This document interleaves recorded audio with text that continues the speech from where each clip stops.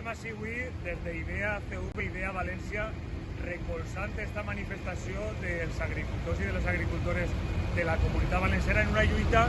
no justa, és justíssima, i que no poden esperar ni un segon més a lo que demanen, que són preus justos per al camp, preus justos per a qui treballen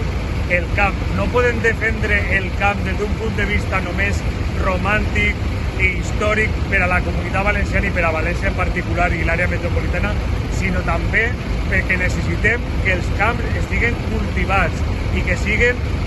negocis raonables per a la gent que treballa el camp. Hem vist com en els últims 2 anys més de 100.000 camps a la Comunitat Valenciana han sigut abandonats perquè no són rentables. I des d'este partit, IDEA CV, IDEA València, anem a lluitar des del minut 1 per a que esto siga, per aconseguir una solució definitiva per a tota la gent que treballa al camp. IDEA CV, IDEA València, en els agricultors de la Comunitat Valenciana.